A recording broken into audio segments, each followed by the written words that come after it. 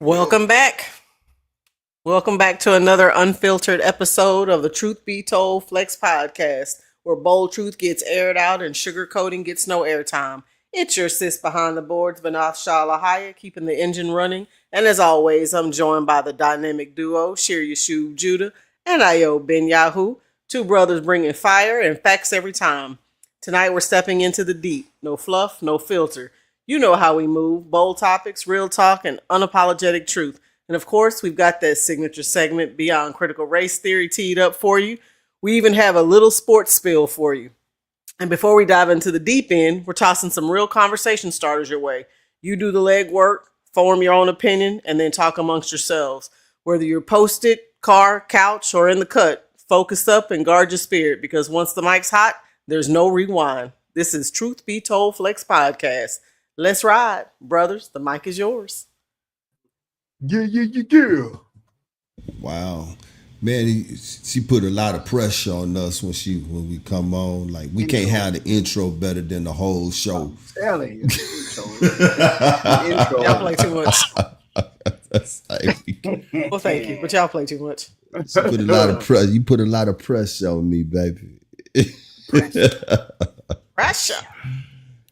Shalom, family, shalom. Welcome to the Truth Be Told Flex podcast. Like Bernard Shala, how you said, once the mic is hot, it ain't no going back. I think she said it like that anyway. But yo, we got some really great topics tonight. I think she told me a little bit earlier that we Trump heavy and we might be a little bit Trump heavy. But man, when you got a man in the office that's, he's really a nice guy, a really nice guy. I like him a lot. That's always we gonna be talking about that, brother. So yeah, we are a little Trump heavy, but it's gonna be a great show. How you doing, Ayo? I'm doing great, man. I'm doing great. Glad to be here with my family, man. I want to give a major shout out, boy. The channel is growing, 382 subscribers. I saw that. All praises. All praises. We were stuck on that 354 forever. For a little moment. So we didn't for a hot minute. We for a hot minute. So we trending up. But man, all praise to the Most High in the name of His Son Hamashiach by the Ruach HaKodesh. Good to be here with my family, man. I'm blessed, highly favored, ready to rock and roll. Jamil, I want to also let you know, brother, that last week's show was truly a blessing, man. More of a blessing to to individuals that watched it. I had a phone call after the show, Jamil, that was the brother was just elated about what it is that we talked about, and also made mention that we answered a lot of questions that he had. So I want to thank you so much for bringing that to us, man, and giving us that. But not Shala, how you over there? How you doing, sister? I'm doing wonderful. How about you? Doing great. I So don't all know who these this is keep calling me and I'm trying to turn the volume down. That joker. all these interrupted phone calls, it's because he has people on the other side that are trying to call him to tell him how excited they are that he has seen another year on this earth. The Most High has blessed him with 52 years of life. 52. So people trying to call and show him some love. 52.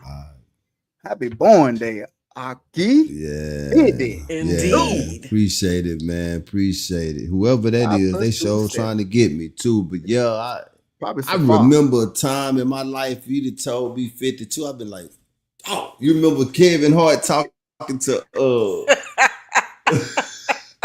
I do. I know exactly what you're talking about. Yeah, Don Cheadle. Don Cheadle. Yeah, he said, how old are you? He said 60. Damn. Don Cheadle looked at him like, where'd that come from? Oh, that's good. Told me 52. I'd be like, man, that dude, they're old, man. Yes, indeed. I remember when 52 was ancient. Yeah, but all praises, man. I get around good. I still have clarity of mind. That's my sister calling now. Yeah, I have clarity of mind. Exactly. Yeah. So, but yeah, the Most High is good, man, and so I thank y'all, man. Yeah. All praises, man. man. Right quick, tell I'm gonna call her back. You look good. I do apologize. I appreciate it, man. I feel good too, man. 52 ain't old. It used to be like sis said. 52. Nah, I know, right? Boy, I remember used to see them. Some of the football player and baseball player cars back in the day. It's hard to learn that them boys is 37 years old or something. Them jokers. They look old. What's going on? Uh-oh. There you go. Yeah, man. You know, yeah, everything shut off and came back on. I'm glad it came back on. But say, man, it was something about that older generation, man. You see some of them brothers that was in high school back in the 70s, man. Them brothers all look 40. Man, and them brothers look like they had whole families, dude. Mortgages. Hey, boy, Uncle Willie. Uncle Willie, you're already your uncle in high school. What's going on? In high school. You know what I'm saying? Looked like they were going through some things. They were. Man, how you look so with you sure you 16, bro? You look like you about 45. I'm telling you. Sure. This your high school picture? You was a junior? You was a junior? In high school, no less. This not no job ID. You know what I'm saying? Well, I was already working in the plant by the time I was a junior, 16 in high school. Okay, no wonder you look old. Exactly. Going through it, boy. Man. Working third shift. Going to class in the morning. Yo, that's they flex. Hey, we work third shift. Go home, take a shower, and still go to school. That's that walking 10 miles one way in the snow. In the snow. Yeah, your brothers be looking old back then, man. They did. Yeah, but all right then, man. That's enough of the kiki and the kakan, as my mama used to say. Let's get to what we need to get to. What you got, but not right. So I do have quite a few, and not quite a few, but I have some highlighted topics I wanted to get to. But before I do those, I did want to jump real quick into that incident that happened on August 20th. Reggie Carroll. Yeah, it was August 20th. Reggie Carroll is a Baltimore-based comedian that was shot and killed in Mississippi. He was part of the Heaven on Earth comedy tour alongside comedian Cat Williams. Cat Williams' bodyguard or security guard, Trinell Marquise Williams, was arrested in connection with the murder. And so there are people making comments that Cat had something to do with it. So that's one we're going to have to keep our eye on because I'm sure it's going to circle back around. It's going to circle the block. So we'll see what happens with that. But I did want to put that out there.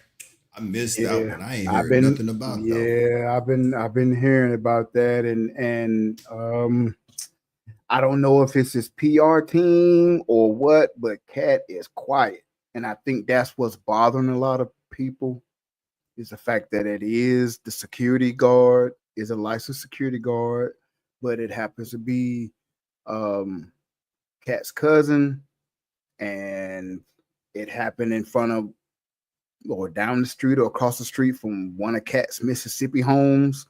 So with him being quiet, with it happening to a comedian that was on his tour by his cousin at one of his homes, and he's real quiet, it looks a little to the fans and to the public.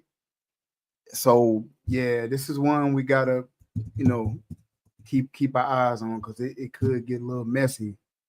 Mm-hmm. But he was a funny comedian. He was hilarious, and Cat was trying to look out for him. Reggie Carroll. Or Reginald Carroll. How old was he? 52. And this was what type of a show again? The Heaven on Earth. No, it's Heaven on Earth tour. Heaven on Earth tour. Yeah. So this the thing though, when you're a celebrity like a Cat Williams status, when something like that happen and you in the vicinity, or your name is a part of it. Yeah. As much as we know now about how things operate, and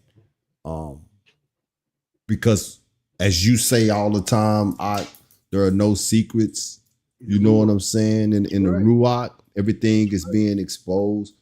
Whether you had something to do with it or not, in the eyes of the public opinion, you had something to do with it. Right. And it's like you guys were saying that he's being quiet. And I don't know anything about this. I missed this story all together, but I can understand why people would say that, right? Right. And this is one thing that I say about Cat Williams. And people may disagree with me or not, but this is how I feel. Cat Williams ain't our friend. He can go on as many podcasts and talk what we think is true and stuff, but you got to think though. So we just had a show this last week talking about fraternities and sororities and and how they operate. Cat ain't saying nothing that he done have permission to say about and talking about nobody he ain't had permission to talk about, man.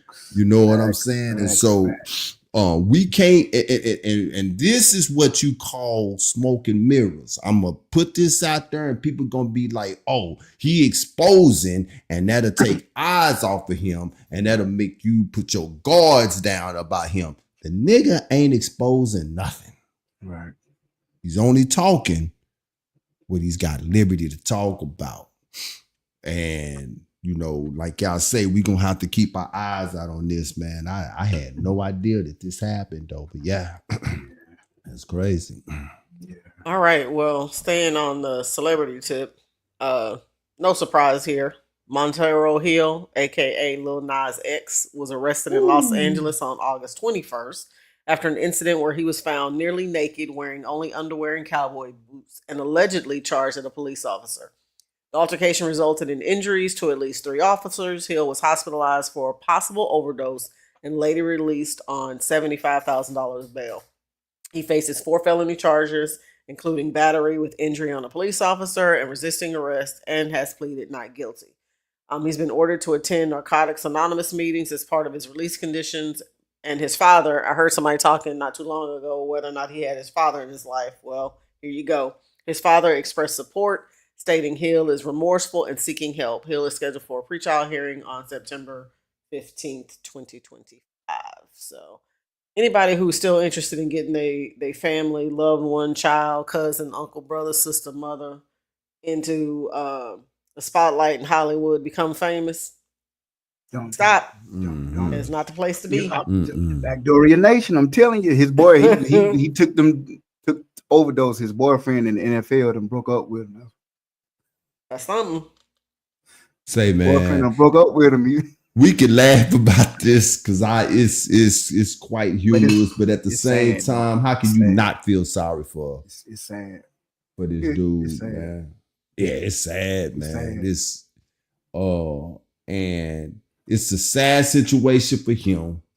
And as a parent, that was me asking about the parents the other night, baby. As a parent, I can only think about his parents, because he got parents somewhere. And can you imagine how uncomfortable that is? I can imagine. Can you imagine? Nope. Say, I told my wife, I say, man, and it's just jokes, people, don't crucify me. But I told my wife, I said, man, my family members and friends be like, ain't that your son? No. Right.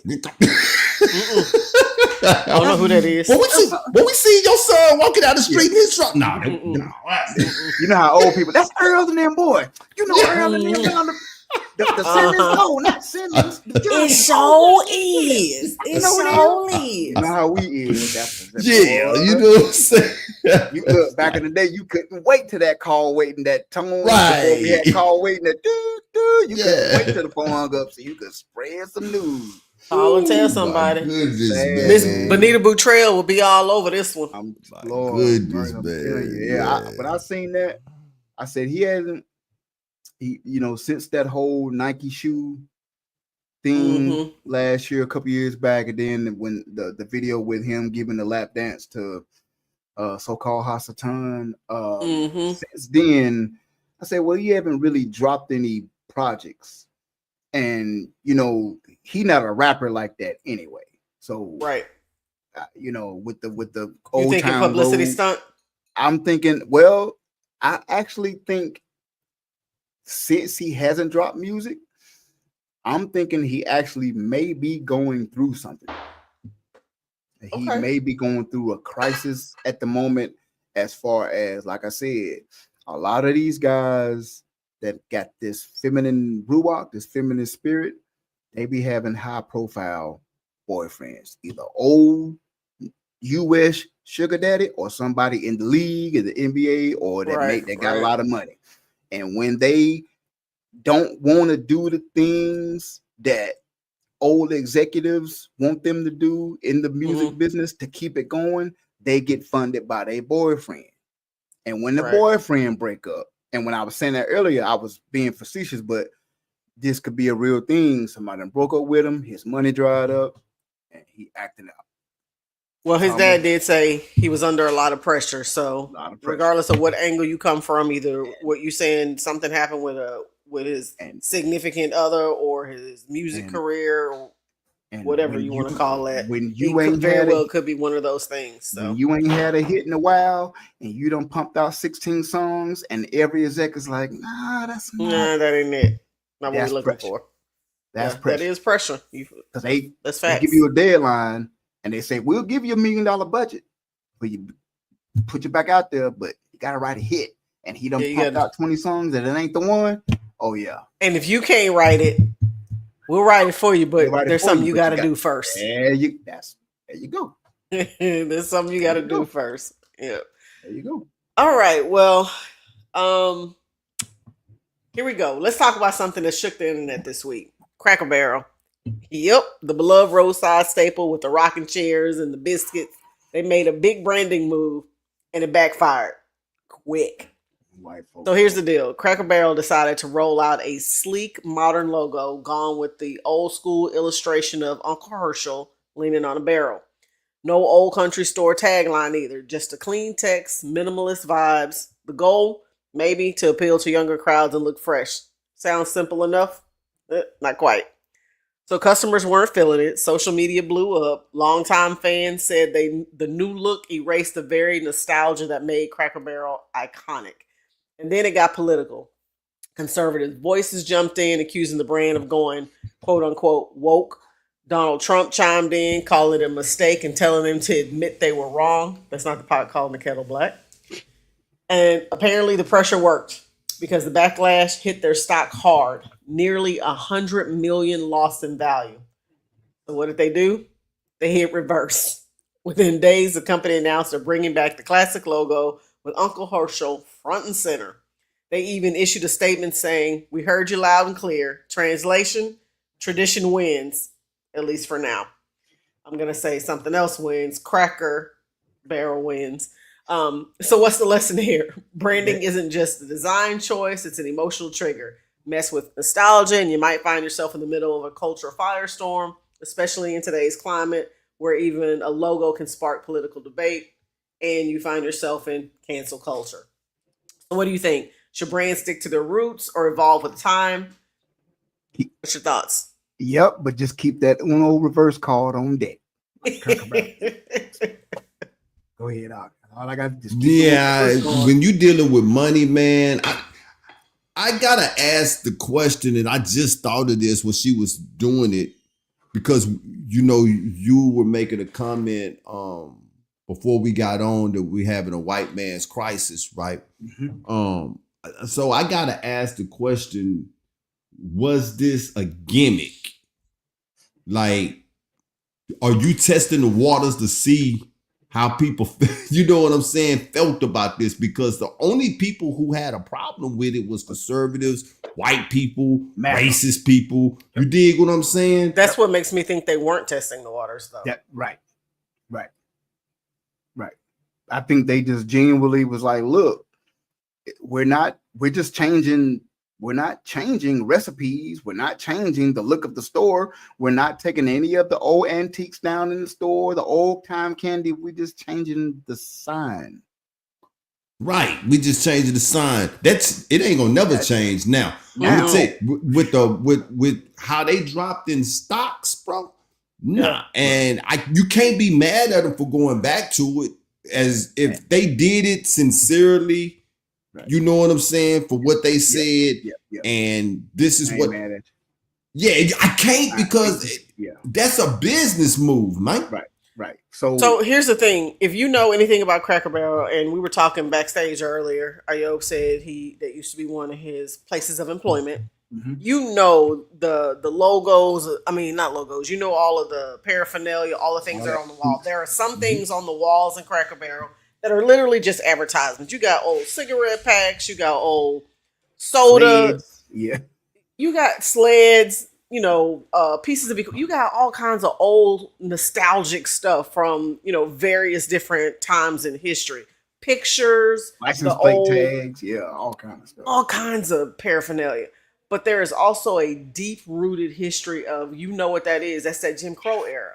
That's where a lot of that paraphernalia comes from. That it is nostalgic to those people from that time. Hence the reason you had so many of those people who were upset about the changing of the logo, because it takes away from the traditions that they're used to, the history. Because if you go look at some of the pictures online, again, talk amongst yourself, but go look at some of the pictures online where they made changes to the logo and the inside of the restaurant. They did make some changes in there. They took out a lot of that old Jim Crow pictures and paraphernalia, and they just started putting up, a section of baseball caps, a section of old plates, different things to try and liven up or brighten up the place. It didn't work. It did not work. Yeah, that's what I meant earlier by white male crisis, meaning when you see something like this happen and the big tantrum that was thrown and they had to reverse, they in trouble. They're trying to hold on to that. It ain't like we said, look, we about to take 25 states and sell them to China or Russia. Right. That's a reason to throw a tantrum. Jamil said now their sales are up 7%. Yep. About 5 o'clock. Yeah. That's what they announced, that it was up 7-8%. Is that not a testament though to Job 9:28 though, that the earth was given to the hand of the wicked? That's what I'm saying. And that wickedness is slipping away. It's not not to harp on this topic, but I do think it's very telling. If you remember several years ago, they made another major change to something and it did not get this kind of backlash. It did not get this kind of advertisement. The only people who were mad about it were us. And that's when they changed the Aunt Jemima pancakes and syrup to and it never came back, did it? And it never came back. No matter how upset we were about it. Never came back. Never came back. It didn't even make a blip on the radar. Uncle Ben's too. You're absolutely right. Well, because and that was one of the things I was going to say. If we learn how to come together and make enough noise like they do, they made noise like that's the same thing they did with Bud Light when they tried to do that. Yep. That homophobic thing. They wasn't playing that. They wasn't playing that. They nixed that quick. They pulled them ass. And Bud Light almost came back and gave a public apology. They almost went under. When was the last time you seen a beer like that famous and that popular actually go bankrupt? That's Anheuser-Busch, man. That's Anheuser-Busch. Right. Yeah. That's like Hershey. It's more than just Bud Light and Budweiser. It's a whole lot. It's a conglomerate of beers that's up under that, man. Yeah, that's for real. Yeah. It's crazy, boy. 7%. So let's talk Neuralink. Introduce you to Nolan Erbaugh. He is the first human to get Elon Musk's brain chip implanted. Nolan's been paralyzed from the shoulders down since a diving accident, but now he's moving a cursor on the screen with his mind. No wires, no hands, just thoughts. The implant reads brain signals and sends them straight to a computer, opening the door for people with paralysis to control tech like never before. Nolan calls it life-changing, but he's also real about the risk. This is experimental, and they're still figuring out long-term safety. So here's the question we should be asking. Are we looking at the future of human-computer interaction, or are we walking a tightrope between innovation and invasion? Talk amongst yourselves. I'll decide. Go ahead. Man. What did Satan say, man? I will be like the Most High. I will ascend to the heavens and I will be like the Most High. That's what he said, man. He listen to how she said he is being active. Brain waves to the mouse or to the cursor or whatever it is. How you think my fingers moving? Because in the subconscious way, you don't have to say fingers move. Your brain is sending energy or a message to your nerves to say wiggle without you having to actually say it. It's a subconscious. So this is what they're doing. They mess with your subconscious. They're messing with your subconscious. Remember in Genesis when the Bible said the Most High brought the animals to Adam to see what he would call them? Adam was fresh off the hands of the Most High. Yep. This dude mind was so in tune with his creator. And a lot of people be getting this mixed up, and they'll say that Adam named the animals. He did not. The Bible said he brought them to him to see what he would call them. And so when he saw a lion, Most High know what he created. He created a lion. Adam could have said a zebra, but he saw the same thing that the Most High saw, which was a lion. That's powerful. That's powerful. He saw the exact same thing. Because he was in his mind. Bro, we've been watching The Matrix. Neo learned jiu-jitsu and everything else in a matter because they uploaded it on him. Yep. This is dangerous. It's dangerous because think about it. What did the Most High do? Or what did Adam become? There you go. Thank you, Most High. What did Adam become once the Most High breathed into his nostrils? He became what? A living soul. That's what he became. So if you have an accident and you was an athlete working out, but you had an accident to where you're paralyzed, guess what your soul becomes? You become paralyzed. You can't do nothing. So they trying to breathe into this man's soul to make him live. That's what they're doing. That's what they're doing. They going into something they have no idea. No idea. You trying to make that man's soul live again. That's crazy. That's crazy. Yeah, this is crazy, man, because we talk about it all the time. The Most High spoke to the earth. He brought forth vegetation and food. So what they do, they go make GMOs, you know? Yep. The Most High, you read the book of Enoch, the Most High, have control over the clouds and the weather and stuff. So what they do, they go make a heart machine. Cloud seeding. Anything, exactly. Anything that they can't understand, this is what their position is, man. And so, we knew this was going to be a matter of time, right? We talked about Neuralink not long ago, did we not? Yep. We knew that this was going to be a matter of time, man. All right. Well, before we may roll into our main topics, I have a quick commercial break. So get ready, Dallas. Sunday, September 7th from 12 p.m. to 9 p.m. The Ujima Socials Event Center in Oak Cliff is the place to be for the Great Wilderness Expo. Experience live performances from Peace Soul, Shanaim, Jamil the Chunk Rattler, Shazak Lev, Yaz Brother Q, Uriah the Malik, Hondo Alatunde, Sister Shalom, Rafa Shira, The Healing Poet, and Dasa the Lioness. Hosted by Yoel Yehuda with beats from DJ King Shakur. The day is packed with live performances, games, giveaways, vendors, networking, and melanated media experiences. All proceeds go to support Hoodies and Hope for the unresidential. So you'll have fun while giving back.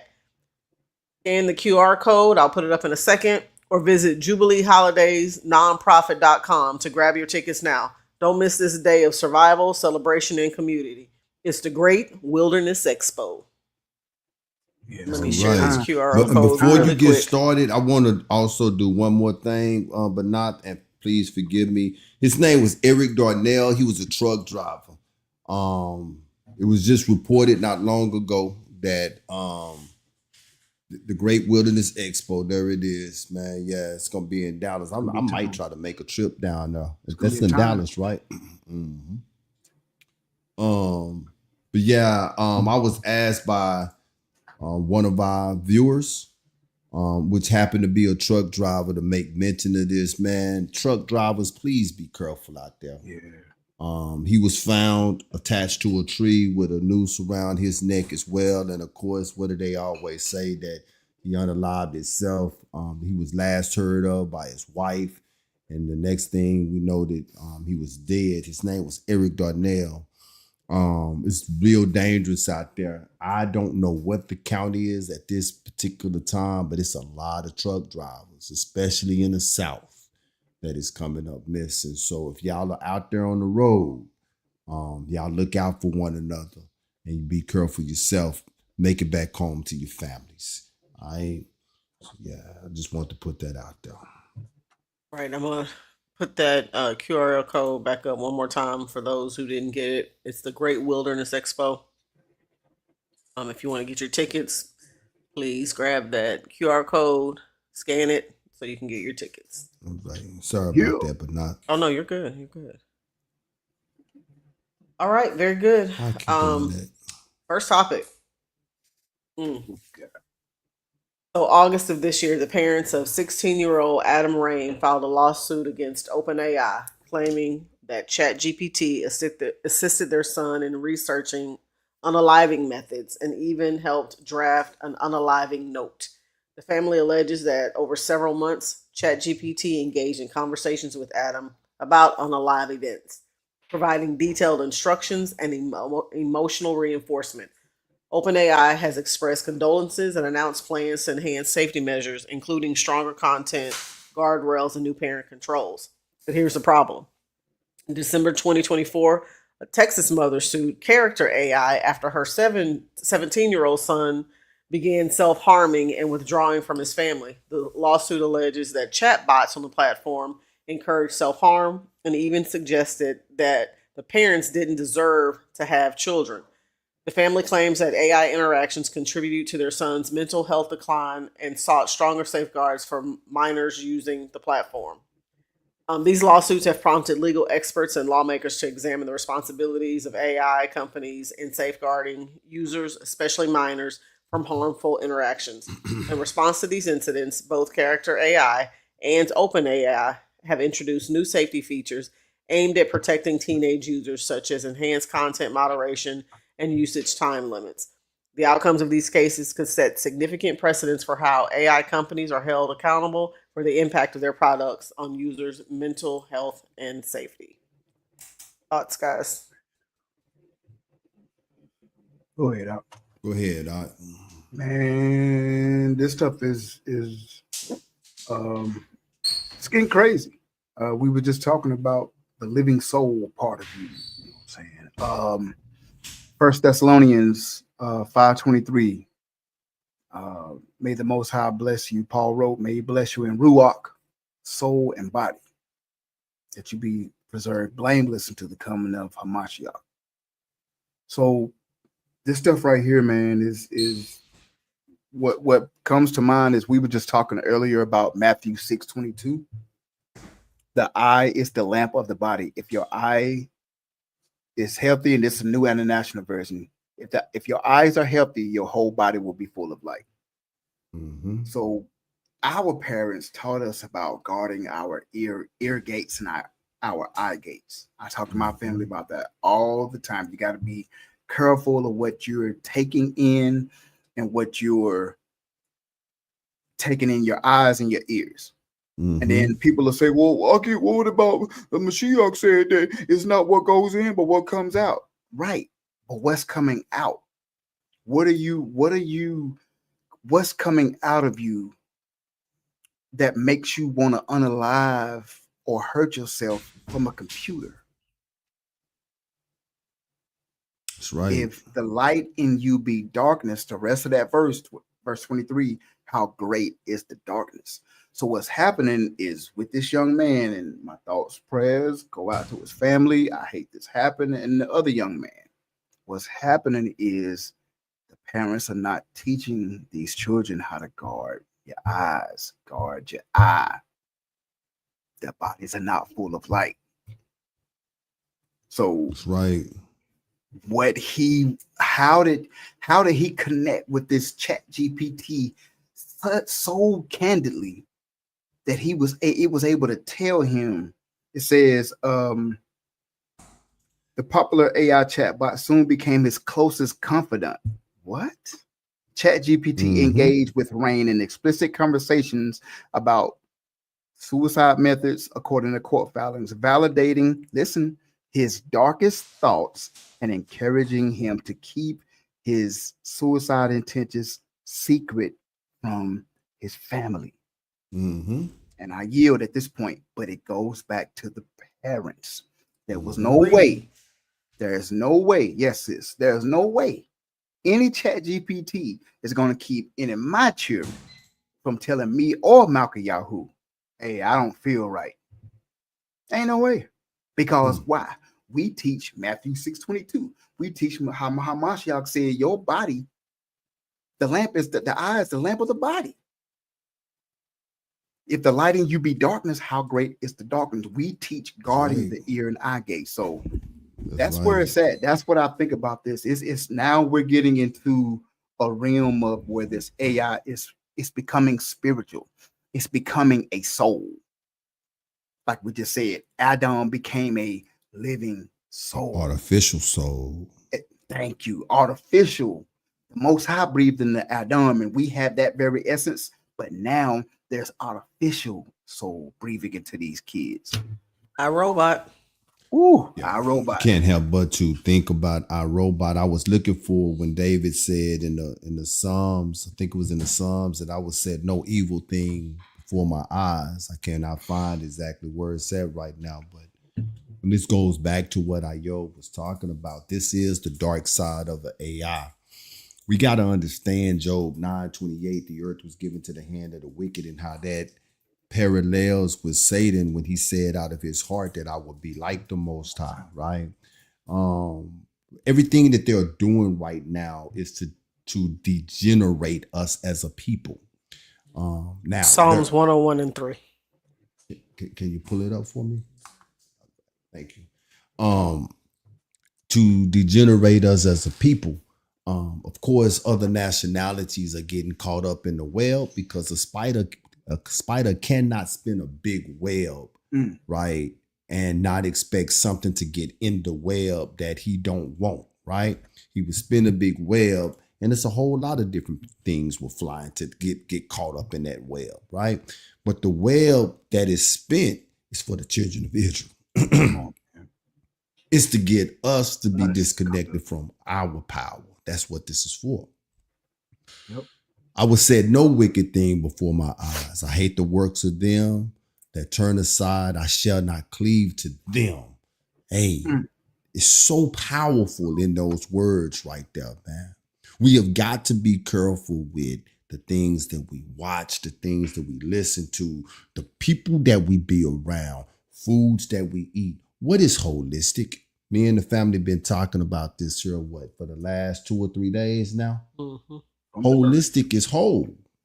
That's what holistic is. You got so many people, they'll go out and they'll exercise, but they eat so unhealthy. Yep. You got so many people who eat healthy, but they ain't doing nothing physically for their body. Right. You got people that go exercise and they eat healthy, but they're not doing nothing for their spiritual bodies. You see what I'm saying? For their spirituality, man.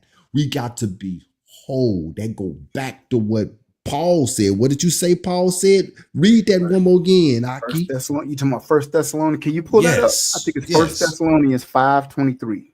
Can you pull that up? See if you can pull that 1 Thessalonians 5:3, he said. We about to see how good my mind, see how if that, I think that's the verse. Right. About to see how sharp I know his Bible now. Hey. Oh boy, I don't want it to be nothing else. 1 Thessalonians 5:23. 5:23. 5:23. Okay, I'm about to say, She's sister waiting like, I ain't even gonna put this up. This ain't the one he talking about.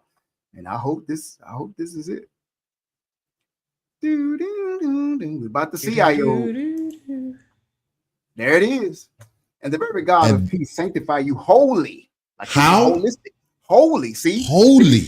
Not HOLY, but WHOLL. And I pray, God, your whole spirit, soul, and body be preserved, blameless until the coming of Yahushua Mashiach. See what I'm saying? So all of these traps, excuse me, Ike, I'm sorry. Go ahead. Go ahead. No, I was done. okay. I just wanted to read. So all of these traps that the wicked is putting out into this earth, they are attacking us mentally, they are attacking us physically, and they're attacking us spiritually. Ruach, soul, they got something out there for all of that. You dig what I'm saying? And so what we are seeing in real time is the works of these wicked spirits that Enoch talked about. Yep. I don't know when the last time when people visited the book of Enoch. Go visit Enoch. These are these wicked spirits that Enoch is talking about to take us, the seed of Jacob, up out of this thing, man. And we are the ones we are so interested in, and they are pushing these AI chat boxes, my guy. They are pushing them. It's crazy. And this is the thing. This chat box did exactly what it was meant to do. Exactly. It got into it did exactly what it was meant to do, because what they are meant to do is, here, I got it in my notes right here. Let me see if I can find it. Here it is. It is to be supportive and agreeable. Come on. That's what the job is. So if you go to Chat GPT right now and say, what's the best way to jump off a bridge? It ain't going to tell you not to. It's going to tell you. It's going to give you some ways to jump off the bridge. Real quick. Look at what Chat GPT said here real quick. I just want to, before I forget this. It said, thanks for being real about it. It said to him, you don't have to sugarcoat it with me. I know what you're asking, and I won't look away from it. That's what he said. What? Yeah. What about when he said he want to leave the noose here so that somebody can find it and maybe talk him out of it? He said, no, don't do that. Don't do that. Let this be the place where they find you. You see? We are working with fallen energy here. People, this is what this is. This is fallen energy. And this is not the last that we're going to be seeing this, man. This fits to get more and more, you know what I'm saying? And I believe, but not talked about it, this is not the first event that you talk about, the Florida mother, when you was bringing it up. Megan Garcia, she sued the AI firm. Yeah, her son didn't die though. No, it didn't. He got exposed to. Yeah, but he injured himself. We talked about. Oh, he had injured himself, right? Yeah, he didn't die though. Right. And there was another one that got exposed to some sexual content. Right. And he did self-harm to himself as well. You dig what I'm saying? Right. Yeah. Right. How do you monitor this when it's in these phones coming out with AI technology? You can basically ask it anything and it'll tell you. Oh yeah, man. Megan Garcia, we actually covered that on this show several months ago. Mm-hmm. Yeah, that's what I thought it sounded familiar. Yeah, because he was the one who thought he was engaging in a relationship with Daenerys Targaryen from Game of Thrones. Game of Thrones, that's right. Yep, but we talked about that one early on. Mm-hmm. All right, guys. So next one. Big moves on the COVID vaccines this week. The Trump administration with Health Secretary RFK Jr. just ended broad emergency use for COVID-19 shots. Personally, I don't think we have to be afraid of saying it anymore because of who's in office. You can say it without impunity. Right. Now only people 65 and older or those with certain health conditions are recommended to get the vaccine. Kids under 5, Pfizer is out. Moderna is the only option for kids with serious conditions, and Novavax is approved for those 12 and up under limited rules. Critics say this could hurt public trust and leave vulnerable groups exposed. Pregnant people are also left without clear guidance, and vaccine costs could spike over $140 per dose. Kennedy calls the changes science, safety, and common sense, claiming 4 goals were met: end mandates, keep vaccines for the vulnerable, require placebo-controlled trials, and terminate emergency use. This comes after the firing of CDC Director Susan Monterez and the entire CDC vaccine advisory panel earlier this year. So the question is, safe and smart policy or risky gamble with public health? You asked the wrong platform about. Well, yeah. Well, I think the damage done already. Yeah, it's already people that done took it. Yes. Took it. I'm so glad I didn't have no parts in it. You know, we wasn't fooling with that foolishness. That stuff is. But it was worse than swine. Right. Think about this. Let's think about this for a second. Since 2019 or 2020, since the whole pandemic and the vaccines, look how fast and drastic the world has changed. Look at people's souls. We just got first your ruach, soul, and body, your spirit, man. Your soul is your mind, your will, your emotions, your conscious, your subconscious, your critical thinking, and then your body. Look how all 3 facets of man and woman has changed.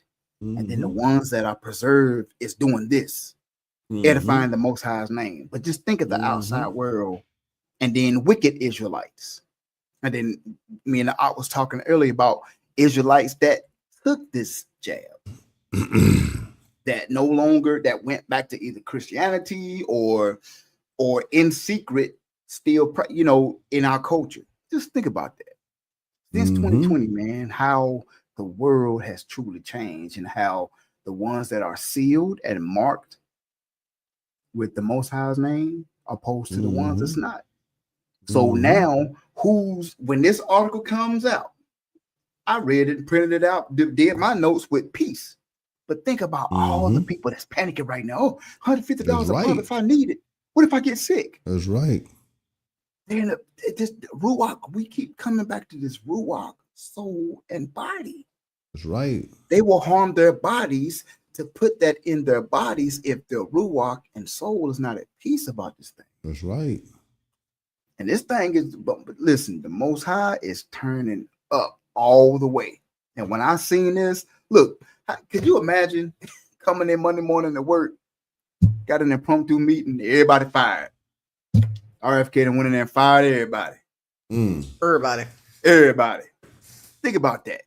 Think about where this is going, man. So yeah, I think it's, to answer your question, my thoughts is that if this do go through, if they get rid of it, like I said, the damage is already done.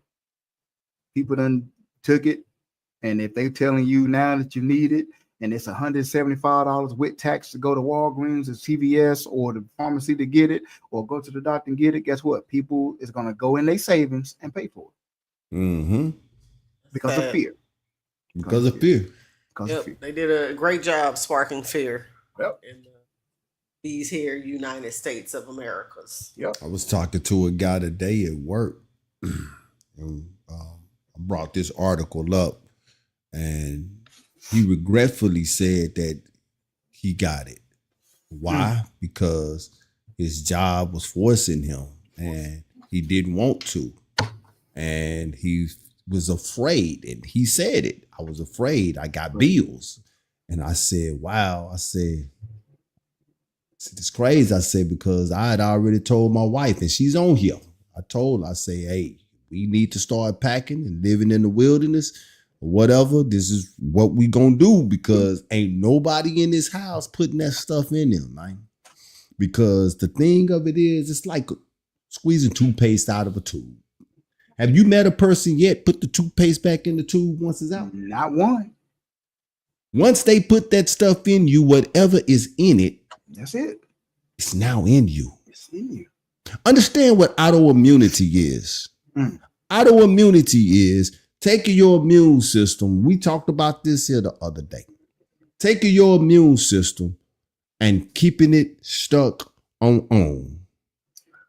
Now your immune system is fighting stuff that don't need to be fighting. Oh. And when it ain't got nothing else to fight, let's say it's 10 people up in here and I done whooped all 10 people, but I'm stuck in fighting and they all knocked out. You know what I'm finna start doing, I'm finna start hitting the walls. I'm finna start knocking out windows. I'm finna start knocking over. This is what's happening to people. So that put a whole stress on all your organs because your immune system is fighting stuff. Now it done start fighting against your liver. It done start fighting against your kidney and your pancreas. And this is why people having all of these different outbreaks, swellings of the necks and cerebral palsy and all of this stuff that they're having, and athletes falling dead on stage. I mean, on the stages that they playing. The damage is done because who gonna get it, got it, and who ain't gonna get it, ain't gonna get it. That's facts. Speak up. That's facts. It's done. It's done. Damage is And done. you better make sure that you are right with the Most High, because if they can make a Nero link and make a man move a mouse with his mind, they could put that junk in your food. Yep. So people like me and you who say we ain't gonna get it, we go buy us a burger. And it's in there. But I remember Paul got bit by a serpent, and everybody on the boat know he was finna die. Paul took that serpent and threw it in the water. They like, what in the? 2 hours later, he whistling and singing. They were like, you a god? Same power that preserved Paul. Same. Come on, It's the same power that'll preserve me. come on, speak on it. So nah, man. I mean, you know, it's good in writing. If they fist to do away with it, that's good in writing. Yep. But man, the damage is done. It's already done. It's done. And for what I understand, these COVID numbers is ticking back up from what they say. People starting to get it again. From what they say, From what they I don't say. believe nothing what they say when it comes to say. COVID. I mean, Well, I'm not gonna say that it's not kicking back up, but isn't it at this point like having the flu? right. Right. That's if you ask me, that's what it was like then. I mean, It felt different than it did feel flu. different. It felt different than Because the I flu. gave my testimony that I went from not thinking that it was real to getting something that I had never had in my life. Yeah, same. Me too. I ain't gonna lie. I thought I was, boy, Most High, I'm coming to see ya. I thought I was, but I here's the never thing, got that bad, but go ahead.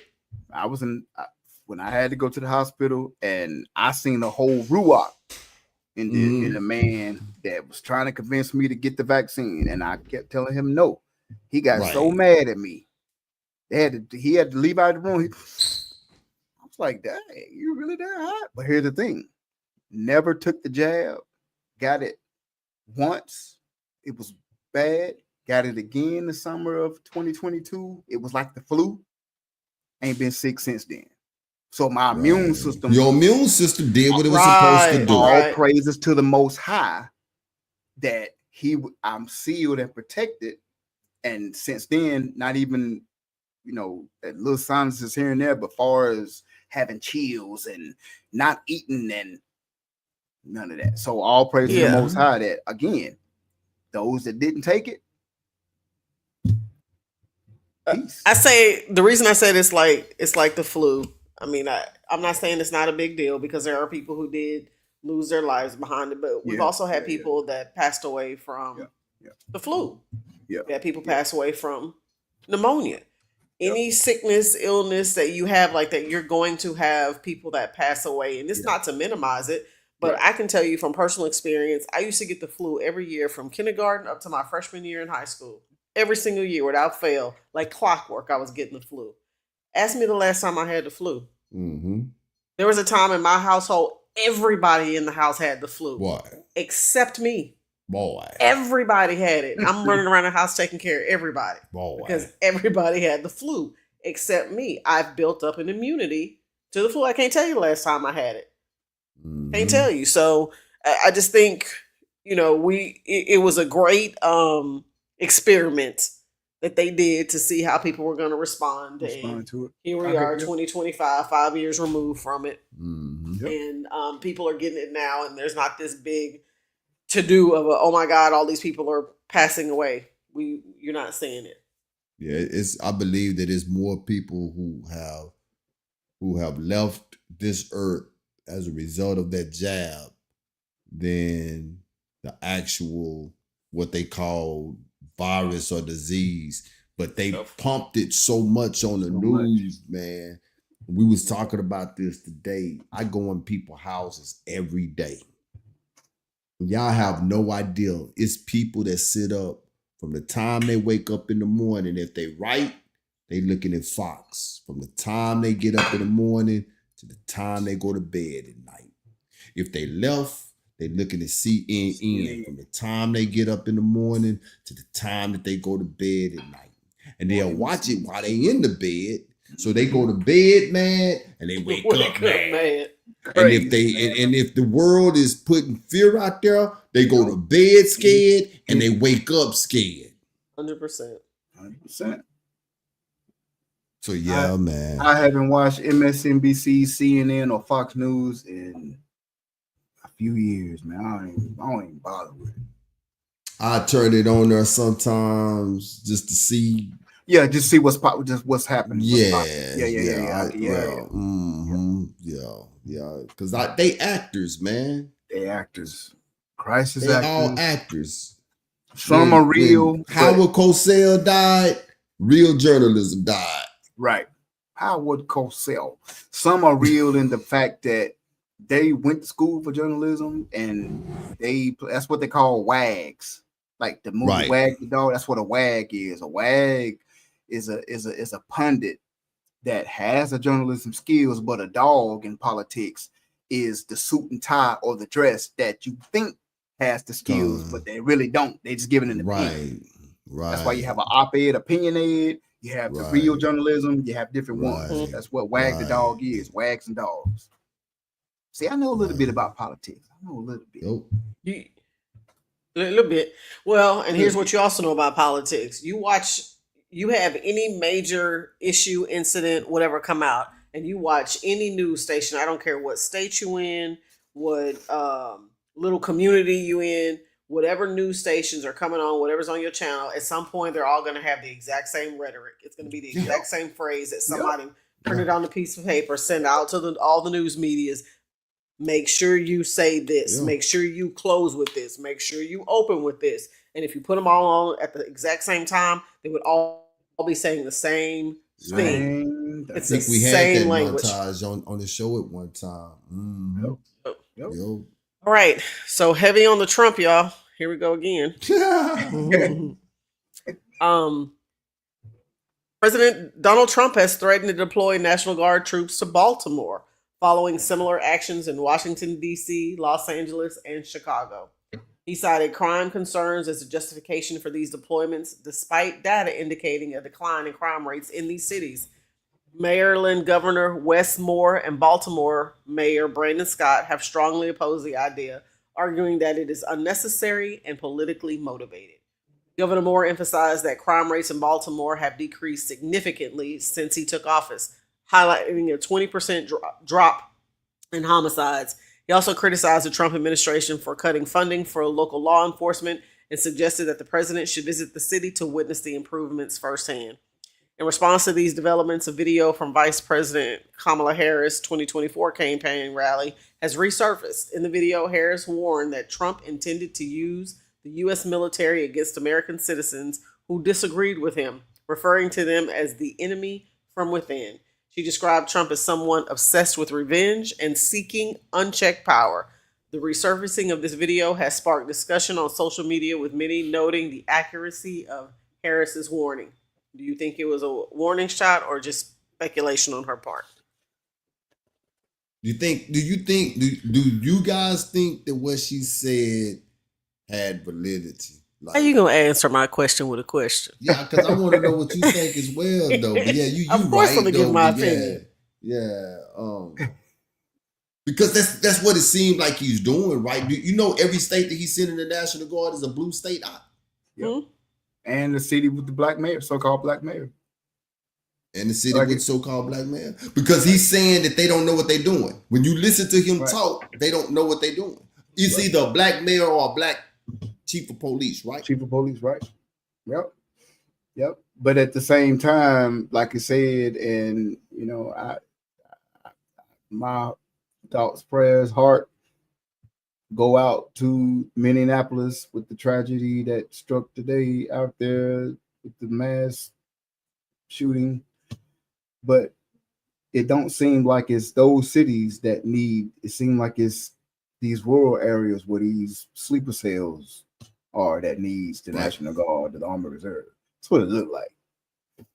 I mean, we've been living this nightmare for a long time. Well, we know it's not really about protecting. Right. It's about control. It's about power. It's about I'm gonna make exactly my enemies. Yeah, I'm gonna make my enemies look bad. You know, I don't have any ideas. I don't have any new things I want to do. So what I'm gonna do is just come in the office and tear down everything that somebody else did and implement it. I'm gonna just tear it up. Yep. Scorched earth. That's what it exactly is. And I'm gonna just pinpoint enemies that have either done me wrong or didn't vote for me, blue states, so-called black police chiefs, and so-called black mayors. And I'm gonna get up in front of the camera and say they don't know what they're doing. We need to step in when they really are. I mean, Baltimore's crime has been low. DC's crime has been low. They say that the numbers are tainted. I don't necessarily believe that. I think they would have. How convenient is it that the numbers are tainted because it goes against all of us? Right. All of a sudden, DC police has been lowering the crime numbers for the last couple of years. Now, why didn't y'all say something about this last year? Or it's 4 months ago? Why now? Why say, oh, they've been cooking the books? What? Right. I don't buy that. No. Right. I don't buy Why weren't they deployed in Chicago when all those pow showed up in the alley? Right. When they having something like upwards to 90-something deaths a night over the weekend. Yeah, where were they then? And ain't nobody being arrested. Oh, exactly. Ain't nobody being arrested, man. But like we said, though, before all of this, there is an alternative behind this, man. Other than there's no ulterior motive. Yeah, exactly. How you say it again? Ulterior motive. Say that's why I married that chick. That's real. Hey, she keep me straight. But we talked about all of those white Australians that's wanting to come. We got white Ukrainians that's going to be looking for somewhere to stay. We got white Israelis that's going to be looking for somewhere to stay. And as the Ock mentioned before the show, before we started, China. 600,000 students. Hey, you know what they going to need? They going to need somewhere to stay. Yeah. Just last week, the week before last, we talked about Trump wanting to do something with the homeless people. Did we not? We did. And I know they making an effort here in Houston with that as well. The mayor here talking about building a whole facility, right? And man, you round them all up and they gonna make them go there. And I'm telling you, it's gonna be like a concentration camp in whatever city that they build places like this here, man. Yep. That's what it's gonna be like. I had a conversation with a brother of mine, man, a well-beloved brother about this. I was telling but not that I was going to talk about this. And the brother was saying, why is all the black people talking about Trump and him cleaning up the streets? The brother said the blacks are the problem. That's what the brother said. He said, wow. And he said, they caused the reaction and I'm not mad at the solution. And when he said that, I looked, I was like, what? And I said, blacks are not the original problem. And I'm not letting our people off the hook by no means, because I see the TikToks, I see the Instagrams. I can walk out to 3rd, 5th Ward to see how we behave ourselves. I'm not giving us a pass by no means. But let's go to a root. You have no tree in a forest that don't have a root. Come on. Not one. Let's go to the root. Let's go to the root. Blacks are not the original problem. White folks is the original problem. We learned. And why you say that, Shia? Because there should be no city in America that have ghettos to even clean up. That's right. Not a city, y'all. That's right. Why do they have ghettos in all of these cities? Because we finna take them niggas and we gonna put them over there and we gonna let them populate by themselves and fend for themselves, and we ain't gonna worry about them, and we gonna build up everything else around them, right? Right. I asked the question this last week, I think it was, or the week before.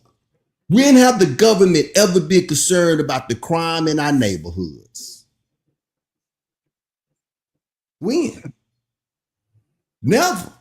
Now all of a sudden, you want to send the National Guard to clean up the crime? Nah, you sending the National Guard to get them niggas out of there. That's exactly what it is. That's exactly what's going on. That's what you're doing. Yep. Gone. We are seeing a regentrification like we have never seen before.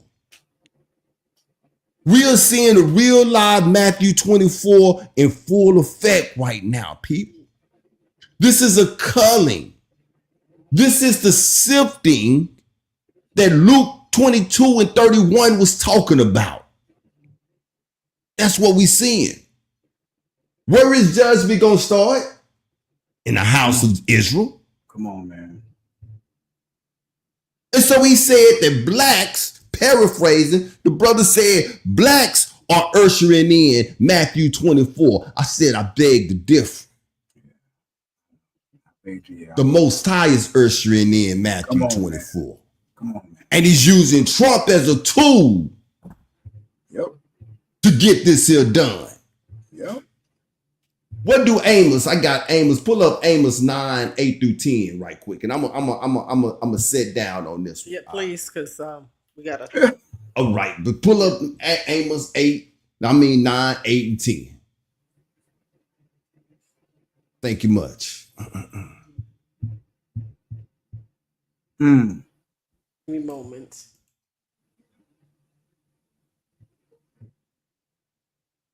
Amos 9. 8 through 10. Ooh. Boy, that verse 10. Good. Exactly. Life. He says, behold the eyes. Verse 8. Yeah, just go back. Yeah.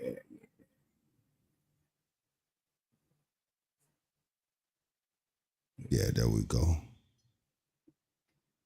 Amos, y'all, you in chapter 8. I need chapter 9. Okay. Yeah.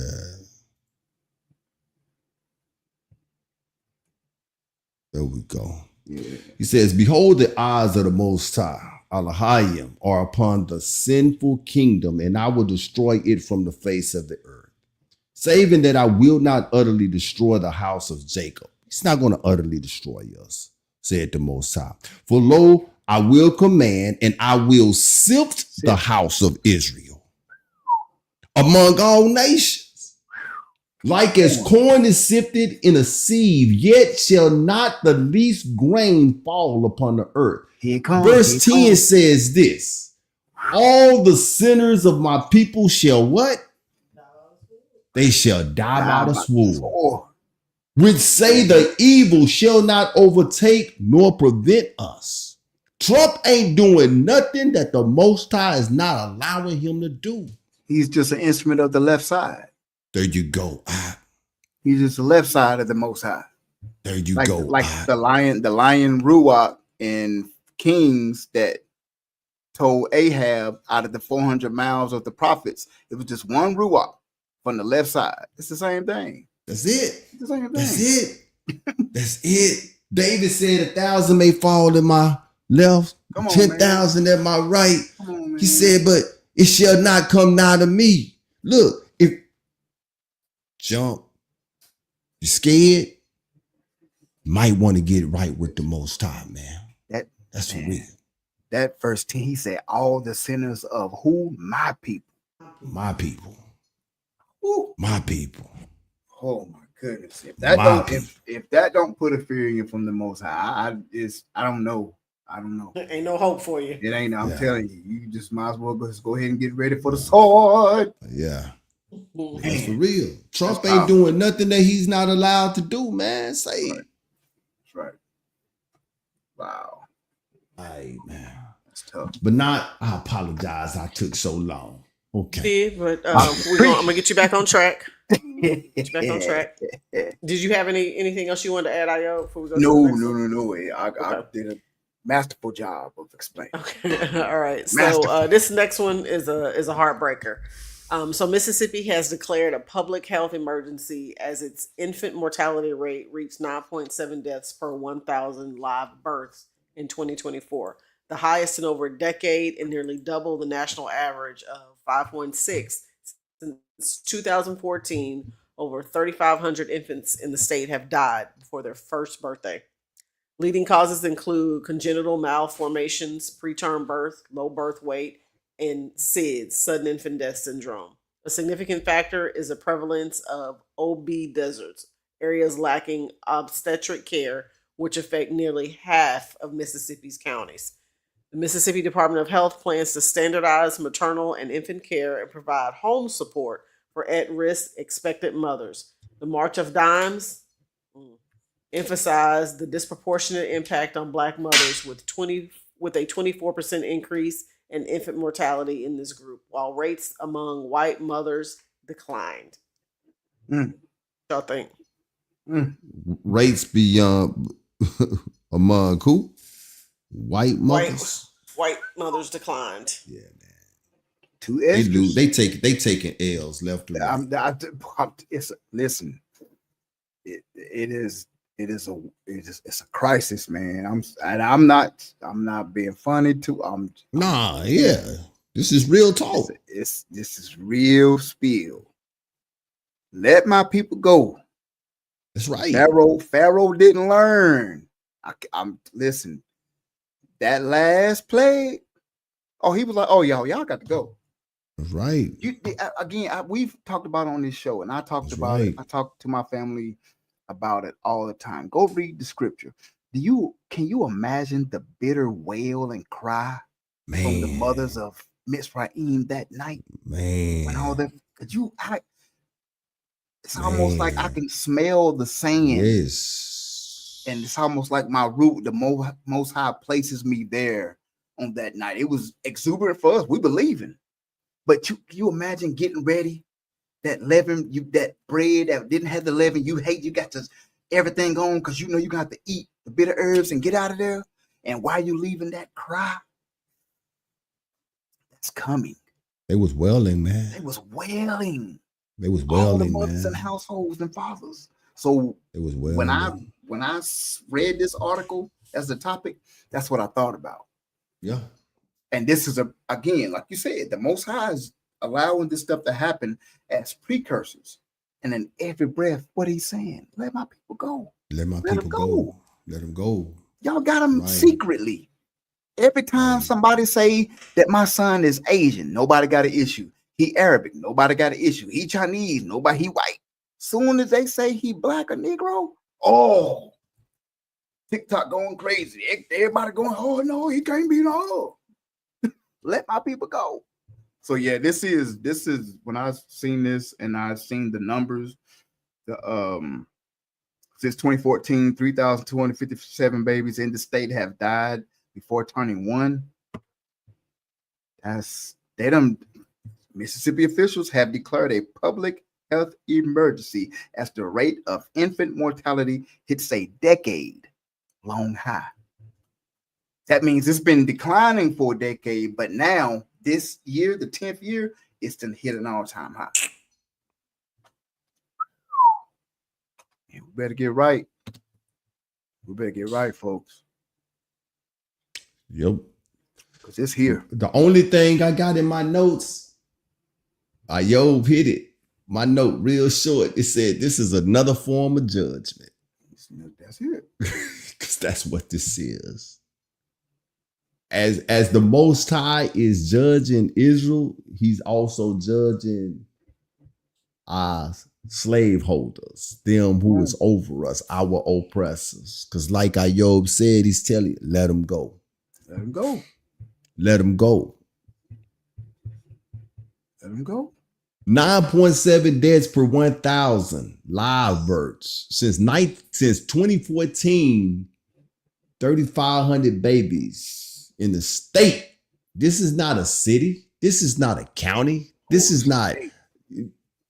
the state.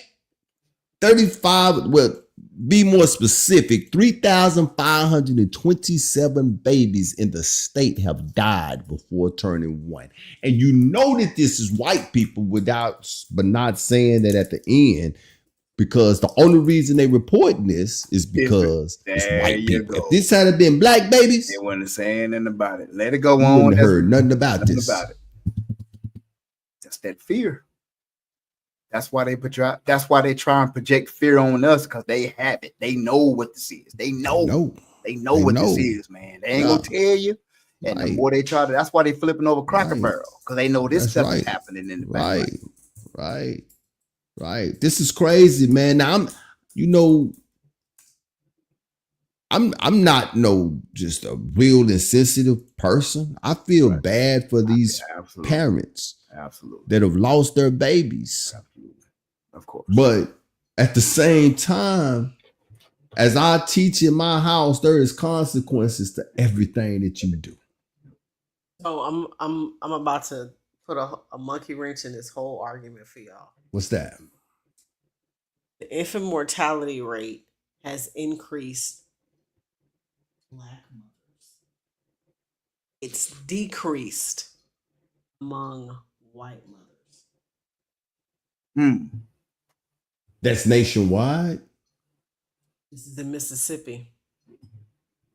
The increase of mortality is with the black moms.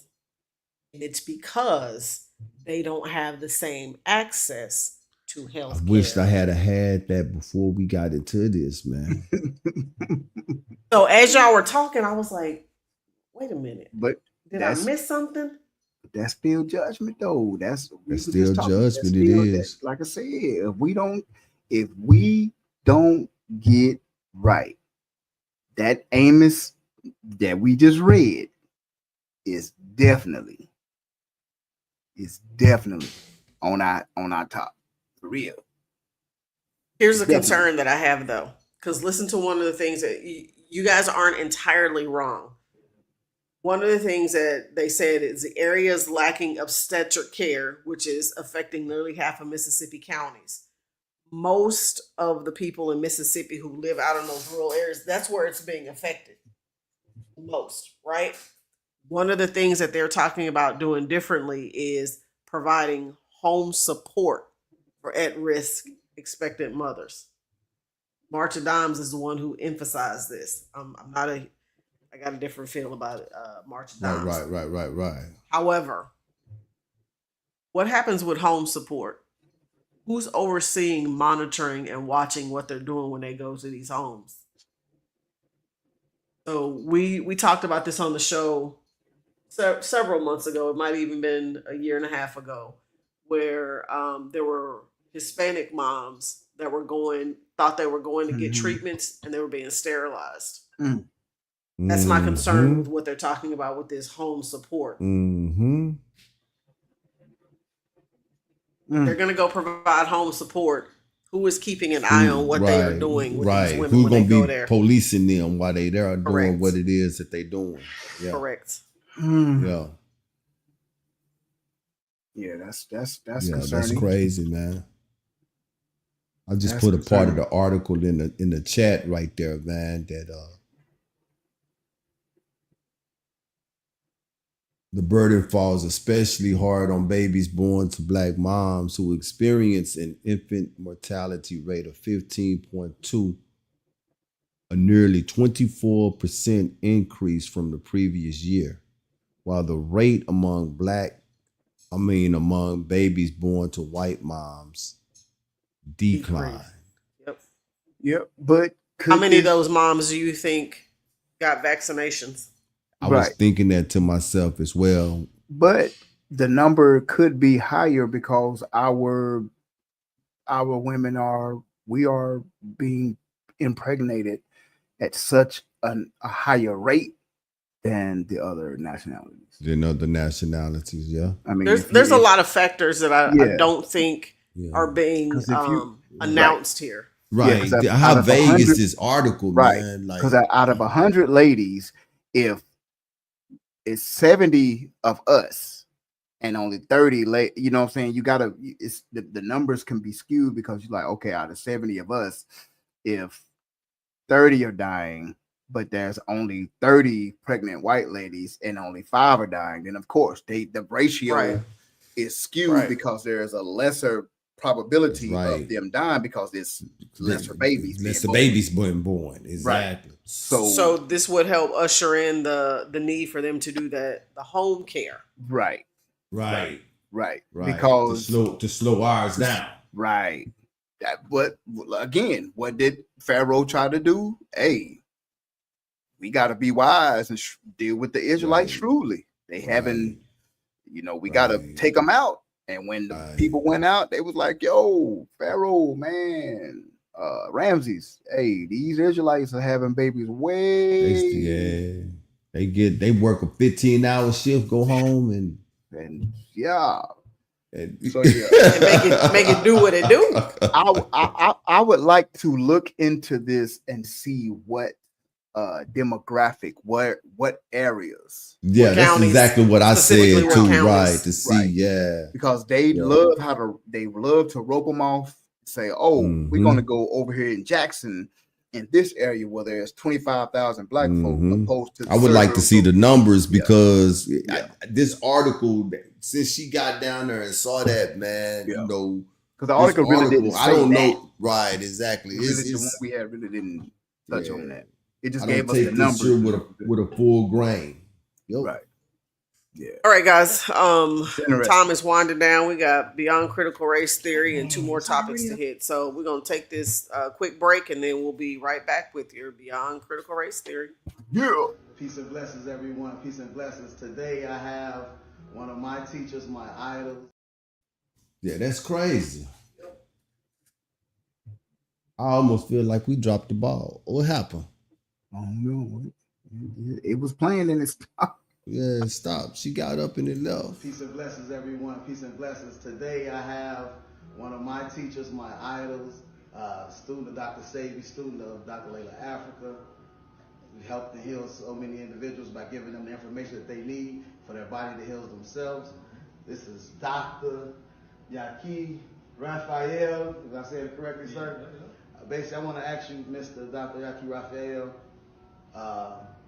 we have many people in our community that are sick from diseases, so I want to know exactly like what is your definition of disease, and if you encounter any of these diseases like the big CAN, you know what I'm saying? If you encounter any of those diseases, what would you do for your body to get back to its maximum operating level or a level of homeostasis? So my definition of disease, from all of my clinical research, clinical trials, studies, and just hands-on experience is disease is the body attempt to heal itself. That's what disease is. The body last attempt to heal itself or to eliminate toxins out of the system. That's what disease is. It's the body healing itself, to be honest with you. And as far as what to do if you come across so-called disease, which is nothing but symptomologies of detoxification, I would say magnetism first. Always go back to the earth. Magnetism, grounding.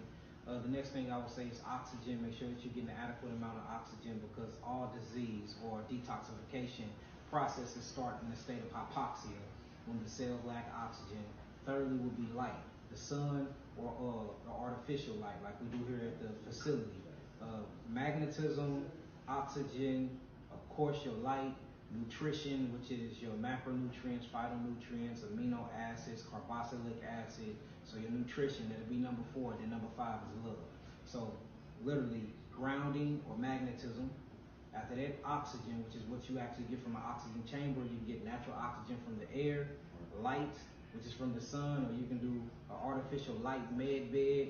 Next one will be your actual nutrition, making sure that you have nutritional dense foods to bring into the system. And last but not least would definitely be love. Socialism, talking to somebody, being around loved ones, eating at the dinner table with your family.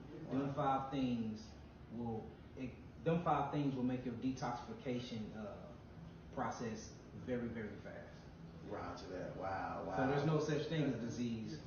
Disease is an illusion. The body's trying to heal itself. The body gives itself symptoms. These symptomologies, we have been taught by the Rockefeller Foundation that these symptoms, in the Rothschilds, that these symptoms is in fact disease when it's not at all. God gave your body the natural capability to heal itself, man. That's what it's doing. So you basically stating when you say healing itself, like when you coughing, is actually the body trying to release some toxins. The whole world heard me speak on that. Exactly. Oh, actually. Exactly. Exactly. Gotcha. Well, if it's a tumor, that's the body being intelligent, and it's like putting all the garbage in the garbage bag outside of the bloodstream, so the toxins don't kill yourself. Exactly, my brother. That's it. That's it. Okay. One of our favorite segments of the Truth Be Told Flex podcast, where we step into our classroom and learn our past, present, and future. That's right. Let's dive in. Dive into what the world calls beyond critical race theory and what we call beyond critical race and culture facts. With no further ado, let's get it.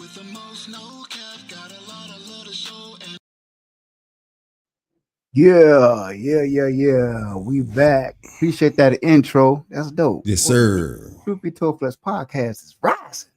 But man, we trying. We doing some things. Yeah, we trying to get out the studio. That's right. We are at one of our favorite segments of the show. This one right here, want to go back to the On This Day series, and I'm a subtitle On This Day, August 27th, 1960, with a subtitle of Never Forget. We always learn about in the classrooms and different things happen in America that we never forget, But on our side, we're supposed to, that's been in the past. Just get past it. Well, we're going to talk about something today that's not talked about enough. The sit-in in Greensboro, from AT&T, from the four guys from our ancestors in Greensboro that sat in at the war where we talk about that. But this one that happened in Jacksonville, we don't talk about enough. So today, on this day, August 27th, 1960, the sit-in demonstrators attacked in Jacksonville, Florida. We're going to watch a short clip, and we're going to come back with the article and my commentary. 60 years ago today, a mob of white men with axes and bats attacked young black people after a peaceful sit-in at a lunch counter in downtown Jacksonville. It became known as Axe Handle Saturday, one of the darkest days in our city's history, but also a key moment in the fight for civil rights. Today, the NAACP's Youth Council commemorated the 60th anniversary with a virtual event at James Weldon Johnson Park, formerly known as Hemming Park, where the attacks took place. They were disrespected, abused, and attacked by racist zealots. That commemoration wrapped up just a couple of hours ago. All week, News4 Jax has been highlighting stories from those who vividly remember that day. Reporter Janice Harris is joining us live from James Weldon Johnson Park. Janice. Tom and Mary, this was a very emotional and sobering day for those that came to honor those that participated as teenagers 60 years ago in the NAACP Youth Council as they attempted to integrate lunch counters right here in this area. Those lunch counters at that time were segregated. They would later be integrated, but it was a very emotional day to see everyone here looking back 60 years ago. This tragic event, now known as Axe Handle Saturday, leaves a lasting mark on Jacksonville. 60 years ago, then 16-year-old Rodney Hurst was the president of the NAACP Youth Council. With several other teens and young adults, they tried to integrate segregated lunch counters in downtown Jacksonville. And months later, would succeed, but not without being attacked and beaten. We shall Today, Hurst leads the 60th commemoration of that attack, virtually and with local leaders, among them Bishop Rudolph McKissick Sr. But thank God, we cannot be stopped. Through so You heard what he said. Thank God we cannot be stopped. And you also heard what one of the elders said when he said, "These racists." You see him pause. He had to choose his words wisely. Yes, I told my wife that exact same thing. You racist zealots. But let's get into this article because I think the 2025 America, so-called Black America, posted in. I think we're rethinking this whole integration thing. So let's get into it. On August 27th, 1960, 16-year-old NAACP Youth Council President Rodney Hurst and dozens of his peers staged a peaceful sit-in protest at a white-only Woolworth's lunch counter in downtown Jacksonville, Florida. Throughout the month, youth council members had successfully organized peaceful sit-ins at Morrison's cafeteria and other prominent lunch counters in the city. Here's the thing. On this Saturday, however, the young so-called Black demonstrators were violently attacked by a mob of more than 200 so-called white people armed with baseball bats and axe handles. The attack began when white onlookers, angered by the demonstration, began spatting on the sit-in protesters and yelling racial slurs at them. When the so-called Black demonstrators refused to respond and continued sitting peacefully, the violence escalated. The mob beat the demonstrators with wood and axe handles and baseball bats and soon spread into the streets of downtown Jacksonville, attacking so-called Blacks indiscriminately. According to reports, members of the Ku Klux Klan organized the Axe Handle Saturday attack, which left more than 50 people injured. As bloodied and battered so-called Black children fled to a nearby church to seek refuge, get this, many white police officers joined the mob violence, arrested the fleeing civil rights demonstrators, or did nothing. The intent was to scare, intimidate, and bring physical harm, Rodney Hurst later recalled. Many times you could not draw a line between Ku Klux Klan and law enforcement because law enforcement were at least accomplices to a lot of the things the Klan did. What you guys think about that? That's it. Real short and sweet. And again, reading that, I think that now, 60, 65 years later, we're rethinking the whole integration thing. Because again, we run to the police, and these are elders now, but they were 16 then. They ran to the police only to be attacked even more. Yep. So we can't trust them. We couldn't trust them. Not much has changed. There you go. Not much has changed. So again, as a people, are we rethinking this whole thing? What you guys think about that? Man, every time you do these, it make me feel the scriptures even more so of Jacob and Esau, and spirits and ruachs, what's inside of us, what's not inside of us, who we come from, where they come from. Like, what type of people are you to get so heated when we're not responding to your rhetoric? So right, you screaming at me, you spitting at me, and I just sit here peacefully, and then you go get axe handles and bats, and you come back. That made you mad. That made you. Ooh. Like, what type of people are you that you got that inside of you that you would do to kids? We talking 16-year-old, 15-year-olds, 14, 17-year-old children, man. And you have absolutely no problem doing this. It's sad. But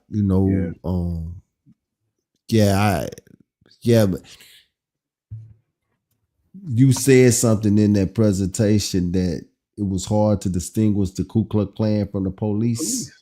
It's crazy. That's because the police was the Ku Klux Klan. Absolutely. Yep. That's it. Were all your politicians back then? That's it. The judges, lawyers, doctors, yep, lawyers. They all were. Ain't that something? Yeah. So yeah, never forget. Never forget. I bet you start messing up while you were doing that. Trump somewhere mad, man. We can't talk about stuff like that, bro. Yeah. He gonna sue us. Have y'all seen South Park? Now I'm gonna tell you, it's real sensitive to the ears. If you one of them, but when I tell you them jokers is wide open. They be going in, boy. They be going in. They don't care. They had homeboy in the bed with Satan. I was like, dang. Yep. I said, dang, what? Say that's what it is. I was watching them. I'm sure I'm gonna watch some more. But I was saying, shit, I'll be watching this. Right. Guard your ear gates and the eye gates.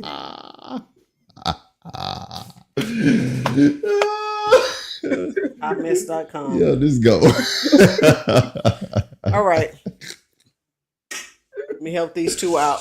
Oh, we can't help. So moving right along. Here we go back on. What did I tell y'all early? Heavy on the Trump. Heavy on the Trump. All right, we ain't gonna do nothing on Trump next week. He make it hard. He make it real hard. He give us plenty of material. Yeah, he does. All right, this one not okay. It's a little Trump in there. It's a little sprinkling of Trump. So on August 3rd, 2025, Edward Korstein, a 19-year-old former Department of Government Efficiency, the Doge, staffer known as Big Balls, was attacked during an attempted carjacking in Washington, D.C. Korstein and a female companion were approached by a group of approximately 10 juveniles near their vehicles in an effort to protect his companion. Korstein pushed her into the car and confronted the attackers, resulting in him being assaulted. Two 15-year-olds from Hyattsville, Maryland were arrested and charged with unarmed carjacking. Okay. The incident drew national attention. I don't believe none of that. Yeah. Go ahead. Okay.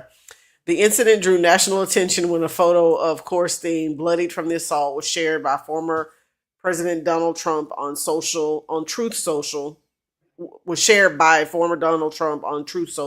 Trump used the event to justify deploying the National Guard and federal agents to D.C. despite reports indicating a decline in violent crime in the city. In a subsequent development, a judge released the two teenage suspects from juvenile custody, placing them under strict conditions, including home confinement, electronic monitoring, and curfews. The decision faced criticism from some quarters, with debates arising over the appropriate handling of juvenile offenders in such serious cases. Korstein, who had previously worked across multiple federal agencies, including the General Services Administration and the Social Security Administration, gained further attention by posting a workout video showing his recovery from the assault. The video received support from various figures, including right-wing commentators, and sparked discussions about the incident's broader implications. Thoughts? Smell a rat. I don't. Right. Because, me and I was talking last night, and I shared with him that Edward. First of all, you remember back we talked about it a few episodes back about how Elon hired all these 19 and 20-year-olds for the Doge, right?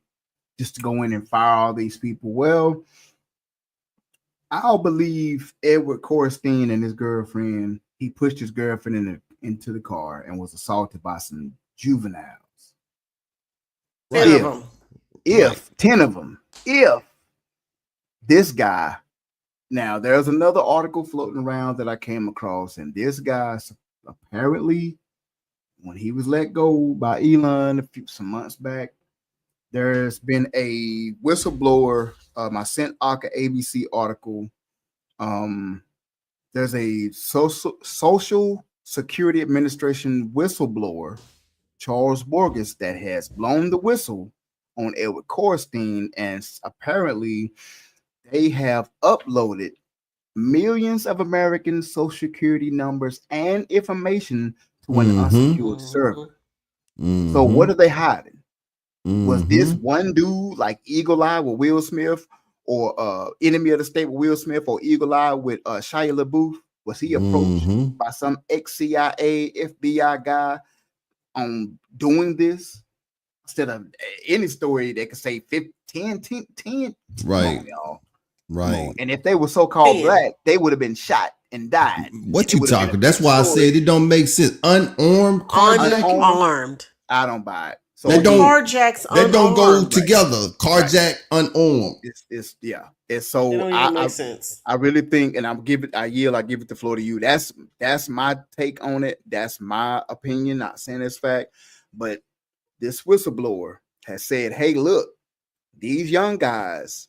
One of their jobs was to take all of our social security information and numbers and upload it to an unsecured server."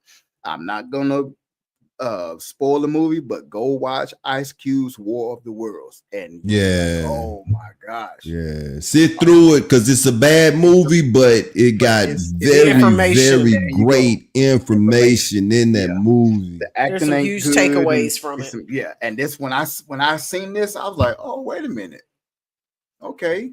Did somebody approach this dude like, hey, you messing up? You weren't supposed to do that. You were supposed to do something else. So yeah, I get the floor to y'all. That's my take on it. I think it's more to it than just, big balls. Like, yeah, right.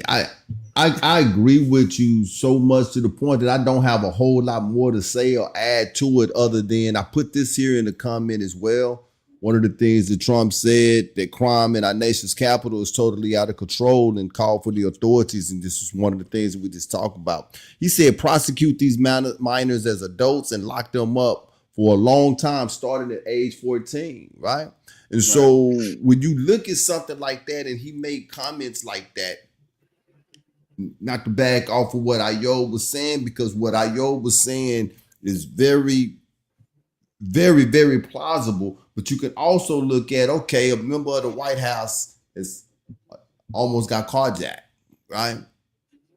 One of it done got close to the White House. We got to do something about this. Do something, right? We got to do something about this. Right. So now you can start seeing, and this is what people say. Now you can start seeing that why the National Guard have to come in. They don't even respect the politicians or the officials of the White House. You know what I'm saying? And so, man, the things, I can't express it enough that we for real really need to make sure that we have oil, man, because everything is starting to decline. It is faster and faster. Yes. So much to the point to where if you start slipping, you probably are not going to be able to catch yourself before you fall. You've seen an avalanche, man. I'm gonna watch avalanches. When they coming downhill, man. You're not gonna outrun it, and you're not gonna ride it out. And if you get trampled by it, you're not gonna come out of that by it. It's gonna have to be somebody pull you out. There's no way to dig out of that. Right, exactly. No way. I mean, because we are seeing stuff that we have never ever seen before in our lives. People. Right. Trump is doing what Trump wants to do. This is where that dictator stuff comes from. He is not using protocol. He's not asking permission to do stuff. He's doing stuff and ain't nobody checking. He going unchecked, 100%. And I don't nobody checking him. What can you possibly be that scared of? If you're a politician in the Republican Party or conservative, or even on the left side, the liberal, like, I don't know. It's odd. Are they scared or are they flying? There you go. They're on the because same team. That's what I'm saying. It's all working out for eagle them can't move unless without both wings. Come on, and if both wings are not flapping, that mean that eagle is grounded. He on the ground. That eagle is grounded. So are they scared or are they flying? They flying high because I'm like, how in the world nobody is like, bruh, what are you doing? You got to stop today. You can't do this no more. Nobody is saying that. Not what's her Adriana Cortez. Not none of the Democrats. None of nobody. And that's just you're right though. It's all an act. They're on the same team. Yeah. They all on the same team. And then you do probably have some in there that really want to say something, but what do they say? That there's strength in numbers, right? Yeah. And they know that this dude for real he will find a way to move you around if you don't agree with what it is that he doing. Yep. True that. So you got those that's looking like they looking like, I'm just gonna see what color she paint the wall next, right? Right. What color she used this time? Right. Yeah. You know what I'm saying? So yeah, this is where we at right now, man. Who gonna follow him? This is the question I have. How can you follow this act? Who gonna follow this? Yeah, it's gonna be interesting for sure. It is. It's gonna be wild. It is gonna be wild indeed. All right. Well, last but not least, did I say heavy on the Trump? It's just a little little sprinkle, y'all. Little sprinkle. Little sprinkle dankle. So in a newly released Justice Department transcript, Ghislaine Maxwell, the convicted associate of Jeffrey Epstein, denied witnessing any inappropriate behavior by former President Donald on Epstein's sex trafficking crimes, stated that Trump was a gentleman in all respects and that she never saw him act inappropriately. She also defended Clinton, denying claims of his involvement in Epstein's abuse network. Maxwell further asserted that there is no clients list of Epstein's associates, a claim that has been central to various conspiracy theories. These statements were made during a 2-day interview under limited immunity, and the transcripts were released by the Justice Department amid ongoing scrutiny over Epstein's connections to high-profile individuals. The release of these transcripts has sparked political debate. Supporters of Trump have embraced Maxwell's testimony, while critics question her credibility due to her criminal record and motivation for seeking pardon. The controversy continues as the public demand in the Epstein case. What say you, gentlemen? Like I said, you hear me because I lost my camera. Yeah, I can hear y'all. I can hear you. I can't see you. Go ahead. I was because all I got to say is like I said, that eagle flying high. Ain't no way after all this time and 9 hours of testimony and they done locked you up. Jeffrey Epstein no longer with us. Now ain't no client list. Boy, the fix is in. That eagle is flying. Indeed. Indeed. I asked myself that question too, man, because see, there is no way Jeffrey could have survived. No. See, with Maxwell, she could be like, I don't know, I didn't see. Right. Even though they know that she was that close to him. But what is the name of the island called? It's called Epstein's Island. Not Ghislaine Maxwell Island. So he has no luxury of saying, I don't know. And he can't go up in there and plead the fifth for a whole trial, right? Right. You got to go. When he left, that list left along with him. It disappeared. Yep. It disappeared. Because now all you got is speculation. That's all you got. So we gonna leave her locked up for a period of time. Oh yeah, we're not gonna talk about it either during that time. There is a saying, out of sight, out of mind. We're gonna have a whole litany of stuff that's gonna be going on, right? Diddy gonna get busted. We gonna flood the news with that. We gonna have his case while she's still in jail, right? Or supposed to be anyway. But we ain't gonna talk about that, okay? Right. Folks gonna die, right? During this period of time. She's still in jail, but we ain't gonna talk about that, right? But we gonna keep asking about the Epstein list and Trump.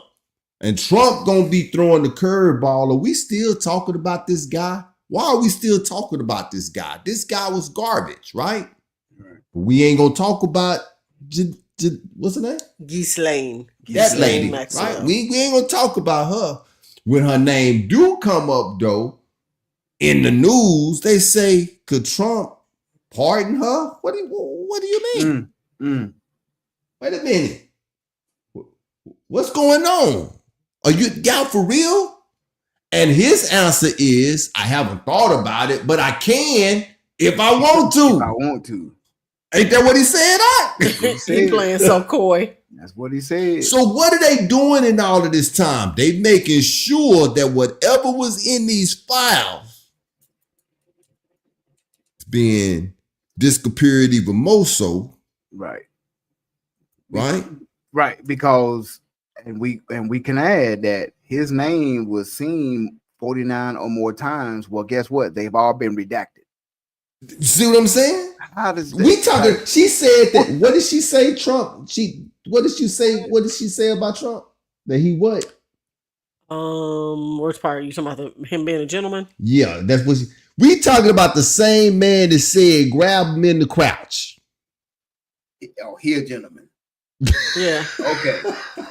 Hey, if that's how gentlemen act, please don't be a gentleman. We talking about the same man that say grab him in the crouch, but he's a gentleman. He's a gentleman. Now I don't know what y'all know about Bill Clinton and his history, but Bill is known to like him young, real young. Biden too. And Biden Trump take on a whole nother turn. Yeah, y'all know he just turned 313 yesterday. Yeah, I was finna say you can slip a doll in on Biden and he'll love it. You know right what? Now it is time for us to start wrapping this thing up. He ain't gonna know no different. And look, Trump talking about this guy was this and that. Man, you the one that picked a smile and carried on with him, bro. You understand what I'm saying? I want to make one mention and then we can move on and close out the show. I don't know if y'all know it or not, but they just released stuff for work release. Did you know that, Bernard? And Ghislaine? Yeah. Mm-hmm. Yeah. And the lady that was in the cell with her that had the interview, they moved her to another prison. Like, she might wind up out of here soon. She might exactly in the Hudson Bay. Like what in the Mystic River? What was the name of that lake of the Mystic River? She might end up. You know what I'm saying? That's for real. Think she getting out? They're gonna come. Man, don't you know how terrified I would be if they brought that lady in to be my celly? Yeah, man, you got to go. Yeah. Don't you ever say nothing to me. I don't want to hear nothing. Don't talk to me. Don't look at me. I'm something to hit you upside the what Jamil say. I'm something to bust you upside your head every night just to make sure you sleep. Right. It's smelling my cologne. Twice. Hey, Mike. It's crazy, boy. Yeah, man. So she finna walk because part of her deal is you better not say nothing negative about me. Or as long as you keep your mouth closed, whatever, and just think about all of the women who was hurt by them. Oh my God. Yeah, I can't imagine being the families man. any of those young ladies. Ladies that was promised a modeling and singing career and went to that island or whatever. Oh yeah, and then Prince Andrew. Oh, he's a gentleman. Man. Yeah. In all respects. Yeah. What? In all respects. You could look at him and be like, oh yeah, you special. Yeah. I'm right. So yeah, man, that's the show for the night. Yeah. Woo. Yeah. Wow. That's great. That 2 hours. All right. Pretty quick. Yeah, it did go by quick, man. Yeah. Well, with that being said, go ahead. Oh, you were about to say something I else? was just I'm about going to to shut say you that down. I apologize for not on that one topic, not knowing about the mortality rate. In Mississippi. Yeah. Should have did a little bit more research on that one now before we brought it out, but we just dug and hit a rock. It happens. It happens. All right. Well, that being said, What is that?